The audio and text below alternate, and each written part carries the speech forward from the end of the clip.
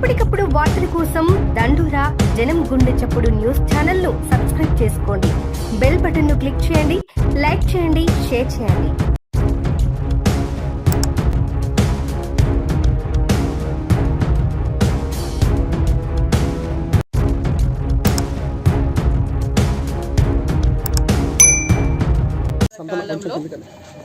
ఏ ఒక్క రైతు కూడా చిన్న కష్టం రాకుండా మరి కడుపులో పెట్టుకొని కాపాడింది కేసీఆర్ గారు.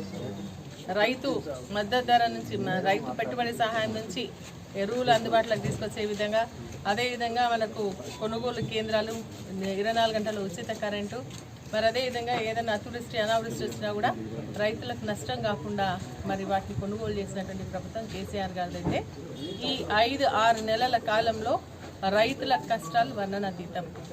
ఈరోజు ఏంటంటే కాంగ్రెస్ పార్టీ వాళ్ళు మేము మాట్లాడుతూ ఉంటే అదేదో మేము తప్పు మాట్లాడుతున్నామని అనిపిస్తుంది. కానీ గ్రామాలకు వెళ్ళి చూడండి, ఈరోజు మేము 5-6 గ్రామాలు తిరిగినాం. మరి అదేవిధంగా కోనాపూర్కి వెళ్తే రైతులు ఏడ్చేటువంటి పరిస్థితి ఉంది. వడ్లు అన్నీ నానిపై మొలకలు ఎత్తి ముక్కిపోయి ఉన్నటువంటి వడ్లు అక్కడనే ఉన్నాయి. లారీలు వస్తలేవు, కాంటా పెడతలేరు.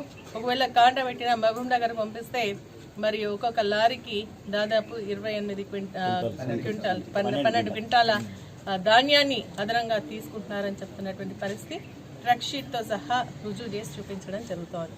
కాబట్టి నేను ఈ ప్రభుత్వానికి చిత్తశుద్ధి లేదు రైతులపైన అని చెప్పేసి చెప్తా ఉన్నా. ఆ రోజు ముక్కిపైన లేదంటే మన మొలకలెత్తినటువంటి ధాన్యమైన పొల్లుపోయినటువంటి వాటిని కూడా ప్రభుత్వం కొనుగోలు చేసింది. ఈరోజు ఈ జాప్యం ఎందుకు జరుగుతుందో, మరి గ్రామాల్లో మరి సూపర్విజన్ కరెక్ట్ ఎందుకు లేదు. అందుకే ఈరోజు నేను పోతే రైతులు చెప్తా ఉన్నారు. ఆ రోజు ఏంటంటే అగ్రికల్చర్ ఆఫీసర్స్ వచ్చేది, ఎంఆర్ఓ వచ్చేది, ఆర్ఐలు వచ్చేది, మరి సివిల్ సప్లైస్కి సంబంధించిన వాళ్ళు వచ్చేది, డిఎస్ఓకి సంబంధించినటువంటి వాళ్ళు వచ్చేవాళ్ళు. కానీ ఈరోజు ఐకేపీకి సంబంధించిన సెంటర్స్ ఉంటే వాళ్ళు వచ్చేవాళ్ళు. కానీ ఈరోజు గ్రామాల్లో రైతు కష్టాలు రైతువే కానీ ఎవరు కూడా వచ్చి చూసి పాపన పోవట్లేదు అని చెప్పేసి చెప్తాను. ఈ మన మండలంలోనే చాలా వరకు కూడా ధర్నాలు రాస్తారోకలు కూడా చేయడం జరిగింది.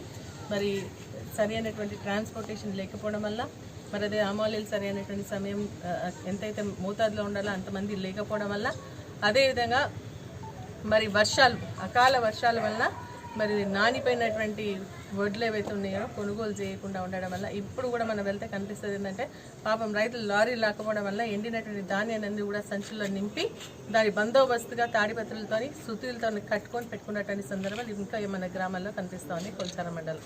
ఇప్పటికైనా మరి అధికారులు స్పందించాల్సినటువంటి అవసరం, ప్రభుత్వం కూడా స్పందించాల్సినటువంటి అవసరం ఉంది. మరి వాటిని ఇమీడియట్గా కొనుగోలు చేసి, ఎందుకంటే ఇక్కడ ట్రాన్స్పోర్టేషన్ లేదా ఇక్కడ నుంచి మహబూబ్ నగర్ తీసుకొస్తే మహబూబ్ నగర్లో మరి 12 క్వింటాలు ఒక్కొక్క లారీకి తీస్తున్నారు.